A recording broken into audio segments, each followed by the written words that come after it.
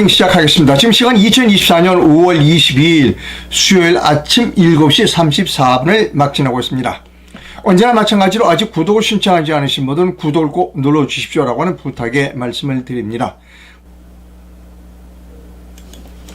대통령이 일할수록 나라가 나빠져서야. 대통령이 일할수록 나라가 나빠져서야. 제목이 좀 그렇습니다. 대통령이 일하면 나라가 좋아져야죠. 그런데 대통령이 일할수록 나라가 나빠지는 그런 나라가 대한민국이라는 겁니다. 자, 시작하겠습니다. 최상병 특검을 거부권을 행사했어요. 윤석열 대통령이. 이 최상병 특검에 대해서는, 그러니까 최상병 특검이라기보다, 그러니까 최상병 사건에 대해서는 제가 좀 제 견해를 말씀드립니다. 뭐냐면, 이 특검 하자고 야당이 달려드는 이유는 뭐냐면 딱 하나입니다. 딱 문장 하나요. 어떤 문장이냐면, 대통령이 경로했다. 대통령이 경로해서 회의할 때, 용산 대통령실에서 회의할 때 대통령이 경로했다. 그것을 해병대에 전달해 줬다. 그러니까 수사 개입이라는 거죠. 그러니까 솔직히 얘기해서 대통령이 경로하지만 않았다면, 좀 더 솔직히 얘기하면 대통령이 왜 용산에서 회의할 때 그걸 회의를 했을까?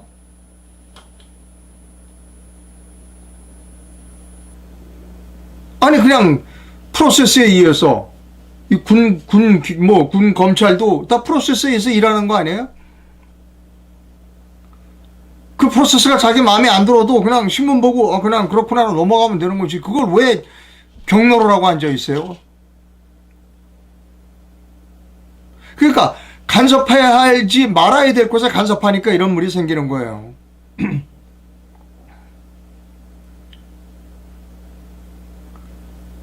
군대 내에서도 여러 가지 사건이 많이 벌어져. 어제도 보니까 수류탄이 터져서, 수류탄이 잘못 터져가지고 사병 하나가 죽었더라고요. 그런 사고가 일어나서는 안 되죠. 그러나 대통령이 왜 쓸데없이 거기에 개입을 하느냐고요. 왜 보고를 받느냐고, 그거를. 그냥 프로세스대로 가잖아요. 대통령이 보고받아야 될 건 그런 게 아니에요. 죄송합니다. 쓰잘데없는 거라고 해서 제가 사과합니다. 그 말은. 해병대 대원이 사망한 거에 대해서 그런 표현은 제가 잘못된 거죠. 그러나, 대통령이 다뤄야 될 엄청난 국정에 관한 커다란 문제들이 있어요. 그런 걸 보고받아야죠. 예를 들면, 비서실장을 시켜서, 자, 이거 보고해라. 이번 4월 10일 선거, 총선에서 부정 의혹이 많다고 지금 난리질을 치고 있는데, 그거 자세히 조사해 갖고서 보고해. 이런 보고를 받아야죠. 개입하지 않아야 될 부분에 쓸데없이 책상을 꽝 쳤는지 안 치는지 모르지만, 경로했대요, 경로. 대노했다는 겁니다.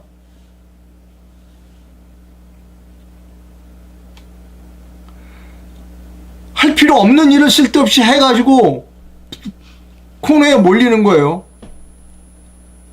야당이 대통령이 경로했다, 대노했다는 거 듣고 가만히 있겠어요? 물고 늘어지지? 자, 동아일보가 칼럼을 썼어요. 동아일보 칼럼이 내용이 이렇습니다.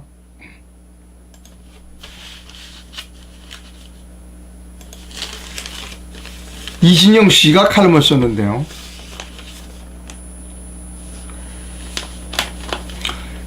해외 직구 금지는 3일 만에 철회를 해서 그나마 다행이다. 그런데 만약 대통령이 국내 기업 보호와 소비자 안전을 위해 직구 금지 지시를 대통령이 직접 내렸다면 이렇게 빨리 철회할 수 있을까? 철회 못한다는 거예요. 대통령이 내린 지시니까 밑에 공무원들이 철회 못한다는 겁니다. 대통령이 앞장설 때마다 제때 제동이 안 걸린다. 국민 피해와 여당이 정치적 부담을 키운 사례가 적지 않다. 대통령실이 전담 조직까지 두고 뒤늦게 올인한 부산 엑스포 6주 전에 그랬고, 대통령이 수능 직전 킬러 문항 적폐머리가 그랬다. 제가 그랬어요. 이거 문제 생긴다 그랬어요. 적폐다. 수능, 카르텔이다. 부산 엑스포는 사우디 대세론에도 역전이 가능하다며 기업까지 동원해서 열을 올리다가 국력만 낭비했다. 킬러 문항 배제 지시는 입시 혼란과 N수생 증가로 사고비를 늘리고 시험 망친 학생들에게 킬러 문항 지시 탓이라고 할 빌미를만 줬다. 이런 그 어떤 정책 헛발질도 연구개발 예산 삭감과 의대 증원만큼 두고두고 나라를 골병되게 하지는 않았을 것이다. 대통령이 과학기술계의 이권 카르텔을 겨냥해 나눠먹기식 R&D 제로 베이스에서 검토하라고 지시한 때가 지난해 6월이다. 올해 R&D 예산은 33년 만에 뭉텅이로 짜져나갔고 카르텔에 끼지도 못하는 계약직 신진 연구자들만 줄줄이 일자리를 잃었다. 지난 총선에서 충청권의 여러 얼음장을 확인한 후로는 다시 성장의 토대인 R&D는 예비 타당성 조사를 하지 말라라고 했다는 것이다. 이를 저질러 놓고 수습도 못하는 2,000명은 그냥 나온 숫자가 아니라며 대통령이 밀어붙인 의대 증원도 마찬가지다. 최근 의대 증원을 허용한 법원 결정에 대해 정부의 승리라고 하지만 그건 전공의들이 복귀할 때나 할 수 있는 이야기다. 전공의가 안 들어오면 전문의, 공보의, 군의관 배출에도 줄줄이 차질이 생긴다.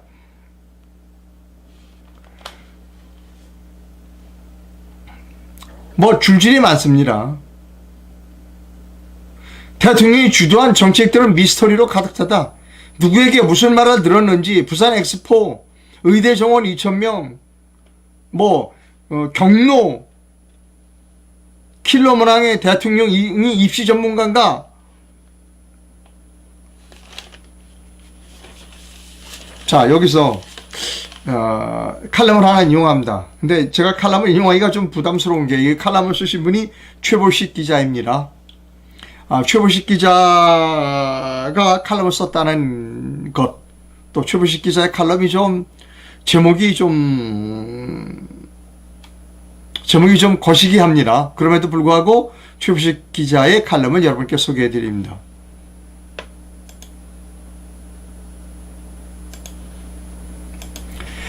윤 대통령이 일단 내질러 보고 똥인지 된장인지 꼭 먹어봐야 이것이 최보식 기자의 칼럼 제목입니다.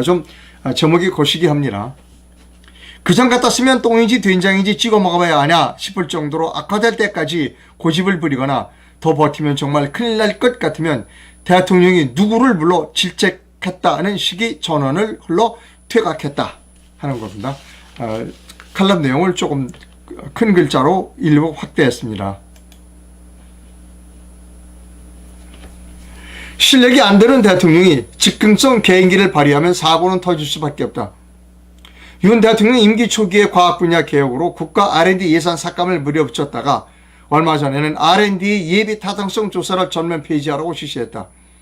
극단에서 극단으로 스윙을 한 셈이다. 본지 박동원 논설위원 표현으로는 마치 술 먹고 정신줄 놓은 채 접대부 아가씨들에게 돈 뿌리는 듯 국정을 운영한다는 것이다. 윤 대통령이 TV 생중계에서 직접 서너 번이나 나와 의대 증원 2,000명 돌리고 앞으로 했지만 나중에 알고 보니 그 숫자는 별로 과학적 근거가 없었다. 이 때문에 의료계와 협상이나 설득은 물건나가고 석 달 넘게 의료사태가 진행 중이다. 국정운영의 최종 책임자인 대통령이 이제는 방관자 자세로 지금 벌어지고 있는 혼란 속에 그냥 손 놓고 있다. 이슈가 되고 있는 최상병 특검법도 결국 윤 대통령이 즉흥적으로 폭발한 경로가 빌미를 주고 있다. 사실 아무것도 아닌데 그게 수사 개입 직권남용 혐의로 부풀려지는 것이다. 본인이 초래한 자업자득이다. 또 이전의 정권들과는 달리 사정기관을 통제하지 않는다는 것을 보여주겠다며 민족수석실을 폐지했다가 다시 검사 출신을 앉힌 민족수석실 부활도 윤 대통령이 즉흥성을 보여주었다. 그 직후 김건희 수사라는 교체 인사를 해버리니까 오해를 안 받는 게 오히려 이상하다. 한치 앞을 내다보지 못하고 그때그때 내질러버린 결과다 하는 겁니다. 윤 대통령 취임 초 추학 연령 5세 정책까지 5세 정책까지 꺼냈다가 없던 일이 되었고 대선 공약이었던 여가부 폐지는 소식도 없다. 기자회견에서 꺼낸 저출산 대응 기획부 며칠 전의 기자회견 누구의 졸속 아이디어인지 모르겠지만 아마 비슷한 결론으로 끝날 것이다 라고 하는 최보식 씨의 견해를 읽어드렸습니다. 요즘 부정선거를 밝히는데 아주 모든 힘을 다 쏟고 있는 박주현 변호사가 이런 글을 올렸습니다. 첫 단계 대통령? 문재인을 칭했던 말이 윤석열 대통령을 향하게 될 수도 있다. 너무너무 실망스럽다. 첫 단계 대통령.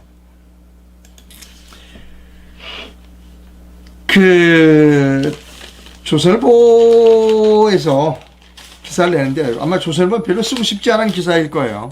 그럼에도 썼어요.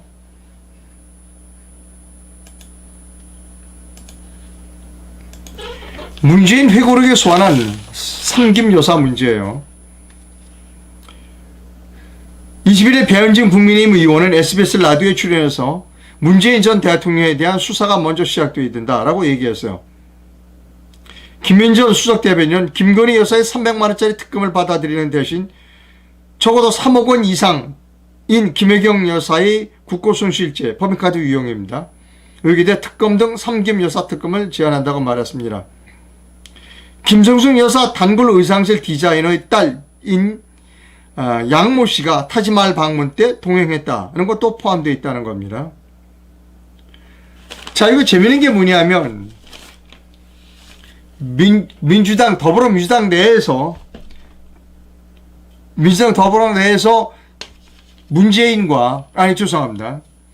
윤석열과 이재명이 야합했다 하는 이야기가 나온다는 겁니다. 아니 왜 자기들이 좋아하는 문재인의 부인 김종숙 특검 하라 이런 얘기가 나올 때 민주당에서 막아주지 않냐. 그거 김건희 특검 안 하면서 김혜경 특검 안 하는 것으로 서로 짜고 치는 고스톱 아니냐. 그리고 민주당 내에서도 지금 이 문제에 관해서 내분이 있다는 겁니다. 저는 세 사람 다 특검해야 합니다. 김건희 씨의 특검을 막기 위해서 나머지 두 사람을 끌어들이는 것이 아니라 세 사람은 특검을 받을 만한 혐의가 있어요. 그 혐의는 이렇습니다.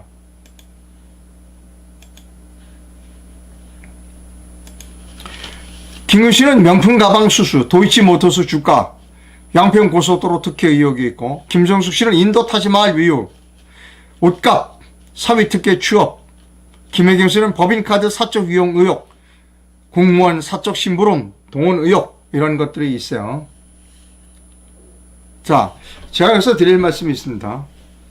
이 세 사람의 남편은 모두 전 현직 대통령이거나 지금 현재 제1야당의 대표입니다. 그리고 공통점이 또 하나 있어요. 그 사람 모두가 다 법률가 출신이라는 겁니다. 그럼 법률가 출신이면 자기 아내의 행위에 대하여 그렇게 하지 말라고 얘기를 했었어야 되는 거예요. 근데 법률가 출신들이 자기 아내가 범죄 행위를 저지르고 돌아다니는 것에 침묵하고 있었어요. 이게 우리나라 대한민국의 그러니까 지도층 법률가들의 부인들의 행태입니다. 자,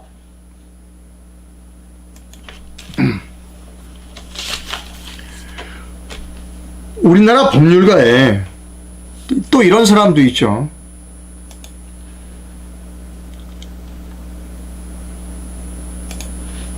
한동이라는 사람도 있습니다. 최근에 고령자들이 교통사고를 많이 내니까 운전면허를 좀 이렇게 고령자들은 규제해야 된다라고 하는 발표가 있었어요. 거기에 대해서 한동훈이 한마디 했어요. 면허 제한은 정교했어야 했다고 비판하는 겁니다. 한동훈이가. 제가 이걸 보고 주접을 떤다. 한동훈이 이 발언을 두고 한동훈이가 좀 주접을 떨고 있다.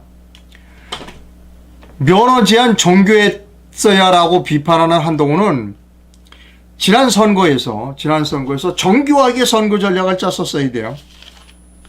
즉 중앙선거관리위원회의 사전투표 관리관 인수회를 막았었어야 돼요. 법으로는 인수하지 못하도록 되어 있으니까. 근데 자기는 정교하게 하지 못했어. 그래놓고 딴 사람 보고 정교하게 해야 됐다고 비판해, 한동훈이. 자, 그래서 제가 어제 칼럼을 다시 읽어드리겠어요. 왜 법률가들은 그렇게 정교하게 일을 못하고 엉성하게 일을 하고 하는가. 어제 칼럼 소개해드린 거 다시 한번 칼럼 소개해드려야 돼요.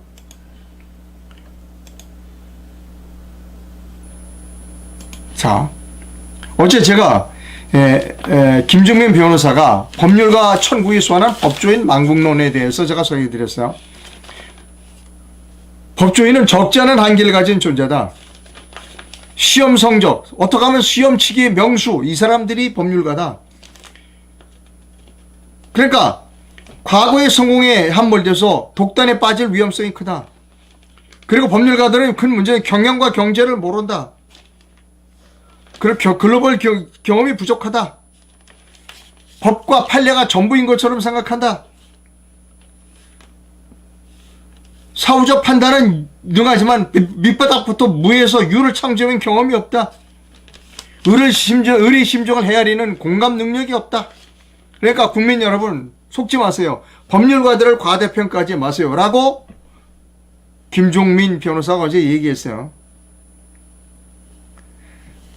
조금 이따 제가 설명드릴 부분이 또 있지만 미리 설명드립니다. 법조인 출신 대통령이 의욕적으로 밀어붙인 정책의 성과가 어떤지 보여드릴게요. 세종시 한 사람 변호사 출신 노무현이에요. 세종시 정부 부처의 세종시 이전으로 국가 행정이 비효율성은 증가했고 정책의 질도 떨어졌다. 공기업 지방 이전으로 국토 균형 발전이 이루어졌다는 어떠한 증거도 없다. 소득 주도 성장과 주 52시간 노동 정책은 민생과 경제의 기본 상태를 남겼다. 여러분, 법률가의 속으면 안 됩니다. 자, 그런데 이런 사람들이 다시 나오면 어떻게 돼요?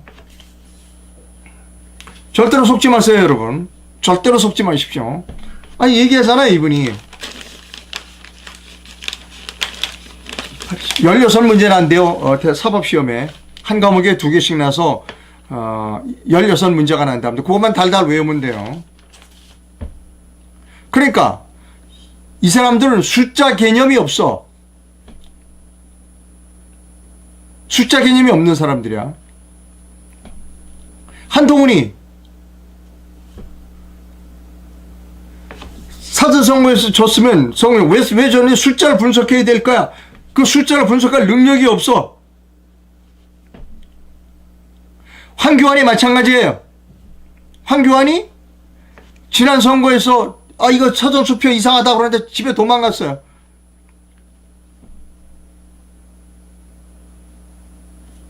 원희룡이 이번에 떨어졌어. 거기도 사전투표 이상한 숫자가 나왔어. 근데 몰라.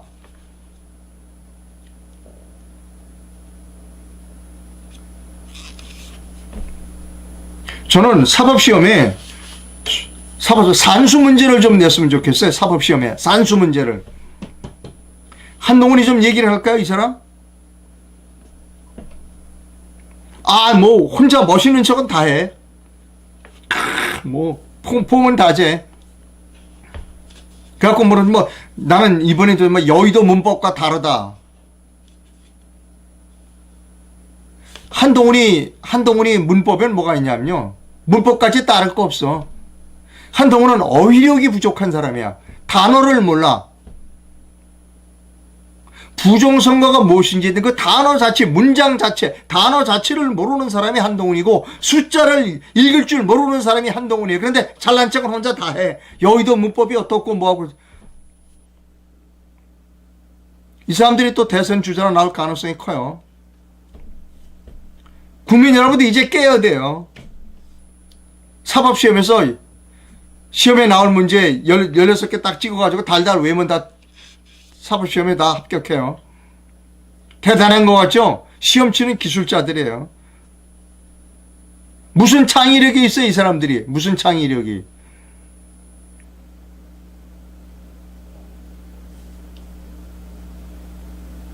이 사람들이 국가를 위해서 고민 한번 해봤을까?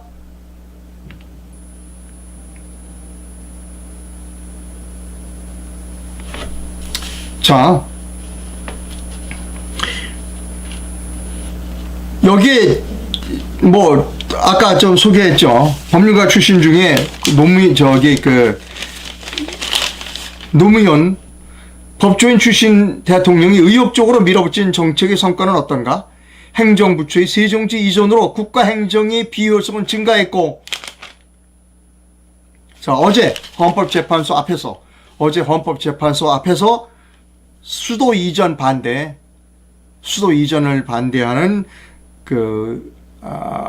기자회견이 있었어요. 자,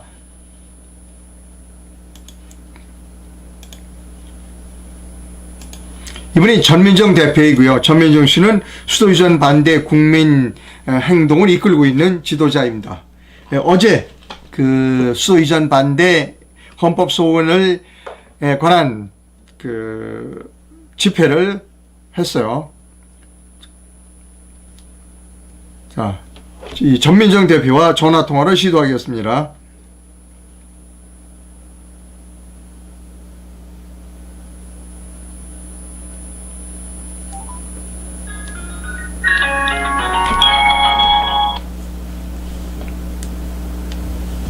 여보세요. 아, 예. 전 대표님. 네. 네네. 네, 일어나신부터 감사합니다. 네네. 그 어제 그 헌법재판소 앞에서 그 기자회견을 했어요. 네, 맞습니다. 그 기자회견을 왜 했는지, 그 목적이 무엇인지를 좀 설명해 주십시오. 네. 저희가 어제 그 국민 동의 없는 수도 이전은 헌법 위반이다 이런 취지로 기자회견을 했는데, 네. 저희가 이제 그 수도 이전을 반대하는 그 헌법 소원 네. 심판 청구서를 어제 헌법재판소에 접수했습니다. 전 대표님 좀 목소리 좀 크게 좀 말씀해 주시겠어요? 네. 네, 우리가 어제 헌법소원 심판 청구를 헌법재판소에 접수를 했습니다. 네. 예, 지금 현재 수도 이전이 이제 추진되고 있는 상황이라 저희가 그 헌법재판소의 그 위헌 결정 판단을 받기 위해서 어제 기자회견을 했습니다. 자, 그 지금 수도 이전 현재 상황을 좀 설명해 주십시오. 현재 대통령 제2집무실과 국회 세종의사당 건립을 위해서 건축계획과 인근 도시계획을 이제 올 하반기에 국제 설계 공모를 통해서 수립할 예정이라고 보도가 났어요. 대통령 제2집무실은 2027년 말, 또 국회 세종의사당은 2029년 말 완공을 목표로 하고 있다고 합니다. 대통령 제2집무실 총 사업비는 부지 매입을 포함해서 한 3천억 원 정도. 제2집무실을 대통령 집무실을 만드는데 3천억. 네. 네네. 3천억 정도 예상하고, 국회 세종의사당은 3조 6천억. 세종의사당은 3조? 6천억. 3조 2천억. 예. 3조 6천억 원이고. 3조 6천억. 네. 예. 근데 이 비용은 최소로 잡은 비용이고. 최소다. 예. 그렇죠. 그래, 앞으로 증액될 가능성이 많습니다. 그래서 현재 토지 매입과 설계 등을 모두 실시하고 있고, 연구 및 기본 계획 수립에 따라서 이전 행위를 실행하고 있는 단계입니다. 그러니까 예산이 집행되고 있다는 거네요. 그렇죠. 그래서 예산 집행은 위헌입니다. 네. 이사 결정을 한 후에 이전 행위를 해야 되는데, 지금 현재는 이전 행위부터 하고 있는 단계입니다. 네. 그래서 그 국회의 경우에 70% 기능을 내려보내는 걸 네. 지금 현재 단계에서 공표를 했는데, 이렇게 되면은 수도 분할이 되는 거예요. 네. 행정부도 현재 70% 내려가 있고, 네. 국회 분원이라는 이름으로 70%를 내려보내고, 네. 또 대통령 제2집무실이라는 명목으로 청와대 규모의 대통령실을 새로 짓고, 이렇게 되면 수도 분할이 돼서 행정 비효율은 명백하죠. 그러니까 예산이 집행되고 있다는 얘기는 여야가 합의하고 대통령도 동의를 했다는 얘기네요. 그렇죠. 근데 우리 국민은 모르고 있어요. 네, 중이고, 대통령실도 착공이 이제 설계가 올 하반기에 설계한다. 예. 네네. 2027년 완공이면 네. 뭐 금방 추진이 되지 않을까 싶어요. 네, 네, 예. 네. 자, 감사합니다. 자세한 내용은 네. 네. 제가 어제 유승수 변호사죠. 네. 윤수 변호사의 어제 기자회견 내용을 좀 들려드리도록 하겠습니다. 예, 네. 감사하고요. 예, 계속해서 이런 운동을 좀 많이 알려주셨으면 감사하겠습니다. 예, 네네. 예, 감사합니다. 네네, 다음에 또 연결할게요. 네.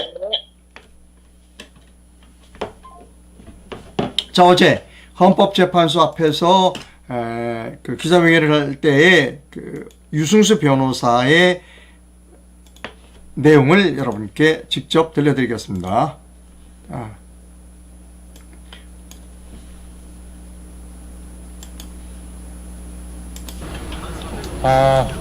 조금 전에 우리 회장께서 아주 좋은 말씀 해주셨습니다. 나라의 수도를 이전하는데 쥐새끼들처럼 이전을 한다. 진짜 기가 막힌 얘기입니다. 대한민국의 수도 서울을 이전하는데 수도 서울 이전이라는 수도 이전이라는 이걸 숨기기 위해서 여당, 야당, 대통령, 국회 너나 할 것 없이 정말 그야말로 쥐새끼들처럼 이전을 하고 있습니다. 이게 나랍니까? 아니 이게 무슨 정치인임을 떠나서 인간들이 할 짓이냐는 거죠. 한 나라의 국정을 이야기할 때도 반드시 공개하고 국민들의 심판을 받도록 되어 있는데 한 나라의 수도를 이전하면서 하도 수도가 서울이기 때문에 수도 서울이라는 말이 고유 명사처럼 됐습니다, 우리에게. 그런데 이 수도를 이전하면서 쥐새끼들처럼 진짜 그야말로 쥐새끼들처럼 하나하나 떼어서 국회는 따로 이전하고 대통령실은 제2집무실이라고 해서 또다시 만들고 자, 대한민국의 수도는 하나죠. 대한민국의 수도는 서울이라고 하나밖에 없습니다. 그런데 제2수도를 만드는 게 가장 필요합니까? 자, 이게 바로 조금 전에 말씀해 주신 것처럼 쥐새끼 같은 행태다. 정치인들이 쥐새끼처럼 행동을 하면 나라가 쥐새끼 소굴이 되는 겁니다. 기가 막힌 노릇입니다, 정말로. 자, 그런데 대한민국에는 여러 헌법수호기관이 있습니다. 그런데 그 중에 최후의 보루라고 하는 헌법수호기관이 있죠. 바로 우리 뒤에 있는 헌법재판소입니다. 헌법재판소가 스스로 헌법에 따라서 헌법수호기관으로서 최후의 헌법수호기관이다. 자, 그런데 우리는 헌법재판소가 스스로 결정한 바를 너무너무 잘 알고 있습니다. 자, 수도가 서울이라는 점, 수도가 서울이라는 사실은 바로 무엇이다? 관습 헌법이다. 헌법이다라는 겁니다. 헌법. 이 말이 어려워요? 어렵지 않습니다. 자, 그리고 그 결정을 내린 것은 바로 제가 그런 얘기를 한 게 아니고요. 우리 국민들께서 그런 말씀을 하신 것도 아니고 바로 헌법수호기관이라고 스스로를 자처하는 이 뒤에 있는 헌법재판소가 그와 같은 결정을 했다는 겁니다. 자, 그런데 지금의 헌법재판소는 완전히 죽었습니다. 자, 대통령 탄핵에 대해서도 입을 쳐닫고 그리고 바로 탄핵은 정당하다라고 결정을 내린 것이 바로 우리 뒤에 헌법재판소입니다. 그 결정 이후로 헌법을 바로 농단한 것이 스스로라는 그 책임을 아는 듯이 쥐새끼처럼 숨기에 바빴습니다. 어떻게 숨었느냐? 아무런 결정을 하지 않는 거죠. 헌법재판소가 없는 듯 헌법재판소가 존재하는 겁니다. 그게 바로 헌법재판소가 보인 쥐새끼 같은 행태입니다. 그리고 이제는 정치인들이 이러한 헌법재판소의 행태를 배워서 또다시 쥐새끼처럼 대한민국의 수도를 이전하겠다고 여당, 야당 너나 할 것 없이 선거 때만 되면 자기네들 아이템처럼 하나의 수도를 정하는데 하나의 아이템처럼 취급을 하면서 우리가 해냈다라고 이야기를 하는 게 바로 지금의 대한민국의 현실입니다. 자, 헌법재판소가 기가 막힌 결정을 또 하나 했습니다. 바로 이 지금 정치권들이 야합해서 대통령실을 제2집무실에 설치한다고 이야기를 하고 그리고 국회 분원을 설치한다고 하고 이것이 바로 위헌이다 라고 하는 심판 청구에 대해서 각하 결정을 내리고 있습니다. 지금 기가 막힌 얘기죠. 헌법재판소가 재판을 안 하겠다는 결정을 스스로 막 내리고 있습니다. 그러면서 한편으로 뭐라 그러냐?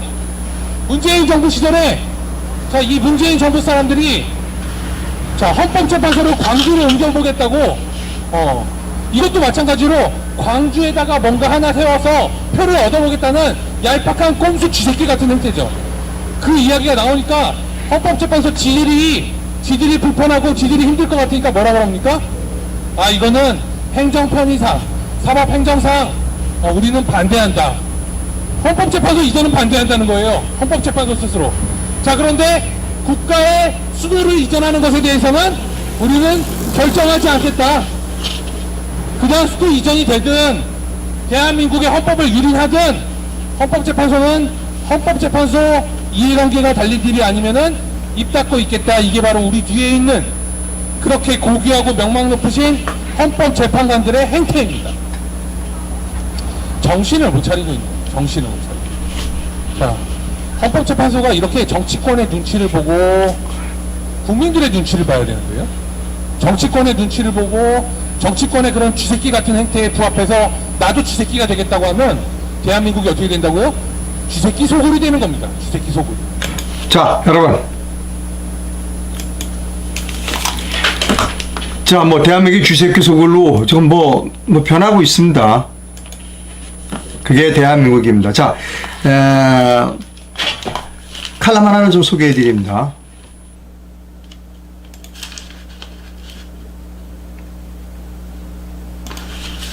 조선일보에 기고하신 분이 있습니다. 그 내용이 뭐냐면 이겁니다. 저출생 대책에 현금 1억 원 무조건 주기 전에 우리가 따져봐야 할 것이 있다는 거예요. 부용에서 왜 1억씩 줬죠? 그거부터 따라하기 전에 여러 가지 이렇게 좀 따져볼 것이 많다라고 하는 겁니다. 그러니까 이분은 이 칼럼을 쓰신 분은 서울대학대 명예교수 전상인 교수이십니다. 자, 이분의 견해에도 일리가 있어요. 그러나 저는 좀 견해가 다릅니다. 저는 돈을 주자는 겁니다. 제가 2016년도 책을 쓸 땐 아이 낳으면 1억씩 주자고 그랬어요. 근데 지금은 그거 갖고 안 돼요. 그때 1억 줘서야 되는데 지금은 1억 갖고 안 됩니다. 제가 지금 주장하는 바는 뭐냐면 이겁니다. 지금 우리가 신생아 특공이라는 거, 지금 현재 하고 있는 정책 중에 신생아 특공이라는 게 있어요. 그래서 뭐냐면 신혼부부에게 5억을 빌려줘요. 그리고 이 저리 5억을 빌려주는 겁니다. 저는 신생아 특공을 확대해서 6억을 빌려주라는 겁니다. 6억. 그리고 첫째 아이 낳으면 1억 탕감해주고 둘째 낳으면 2억 탕감해주고 셋째 낳으면 3억 탕감이 6억이 됩니다. 자, 이것을 국가가 큰 개념으로 보자는 겁니다.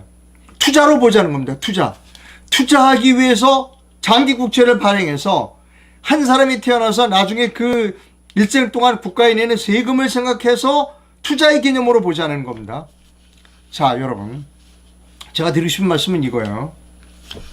노무현 대통령 때 그 세종시로 이사한다는 결정을 했어요. 법조인이죠. 법조인. 그때 쓸데없이 세종시로 이사하는 예산, 지금 세종시를 왔다 갔다 하면서 낭비하는 예산, 쥐새끼처럼 지금 대통령 집무실 옮기고 수조 원, 3조 원에 넘는 돈을 가지고 여의도 국회를 옮기고 하는 비용을, 쓸데없는 비용을 쓰지 말자는 겁니다, 저는. 지금 고추 말리는 공항, 그런 거 하지 말자는 거예요. 국가가 진짜 필요한데 예산을 쓰자는 겁니다. 지금 제 정책에 반대하는 분도 있어요. 그냥 주면 안 되죠. 예. 아이를 낳으니까 주는 거예요.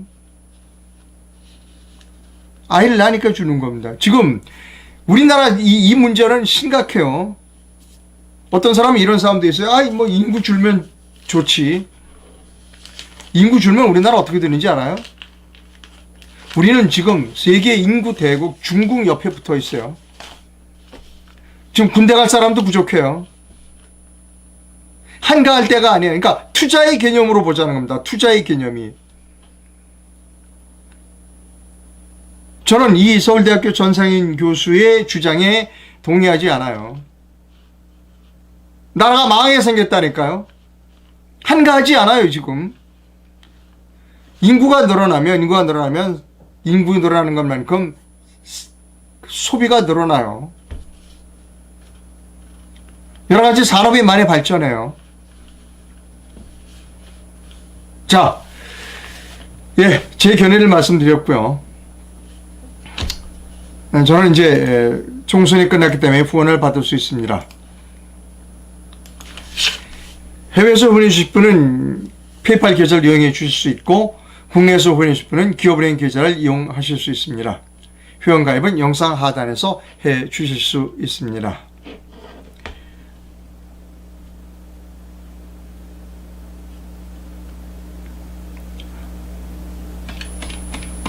자,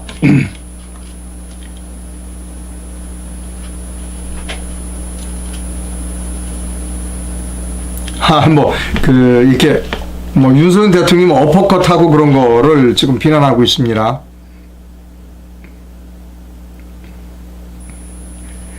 예. 여러 댓글들은 지금 다 시간 관계상 소개해 드릴 수 없고요. 내일 아침에 다시 뵙도록 하겠습니다. 예, 감사합니다.